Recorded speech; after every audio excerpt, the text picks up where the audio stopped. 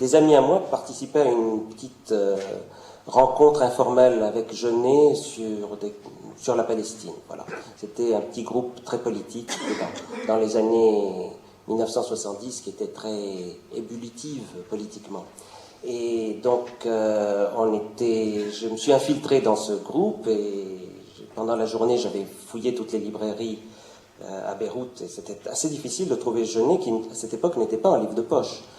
Donc j'avais trouvé la pièce Les Nègres, donc je l'ai lu à toute vitesse dans la journée et j'ai été à La Réunion. Alors j'ai vu Genet arriver entouré par des Palestiniens en armes.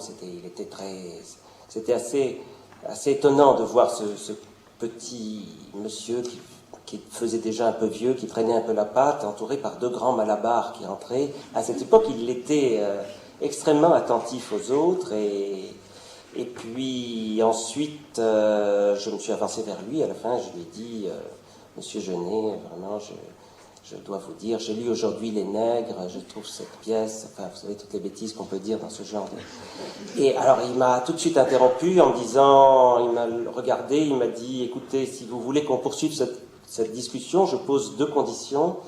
La première, c'est qu'on ne parle pas de littérature. Et la seconde, c'est qu'on ne parle surtout pas de ma littérature. Alors, je dis, bien entendu. Donc, je l'ai suivi. On a pris un café pendant, je sais pas, on a dû avoir une discussion qui a duré à peu près un quart d'heure, 20 minutes. Et, sur quoi? Alors, en fait, je dois dire très humblement que Genet m'a posé des questions. Donc, il voulait savoir comment on vivait au Liban, pourquoi est-ce que je parlais le français. Il était très étonné, puis il m'a demandé, vous êtes juif, vous êtes chrétien ou musulman? Je lui ai dit non, je suis juif. Alors, il a été absolument stupéfait. Il m'a dit, mais enfin, je comprends pas, qu'est-ce que vous faites là? Vous avez une armée superbe de l'autre côté, et vous devez les rejoindre, vous brouillez tout, on ne comprend plus rien. Et bon, j'ai compris par la suite que Genet aimait beaucoup se déplacer, lui, sur les cases de l'échiquier, mais il n'aimait pas trop que les cases bougent. Et donc, voilà. Donc, ce qui fait que j'ai parlé 20 minutes durant toute ma vie avec Genet, et c'est lui qui m'a posé des questions.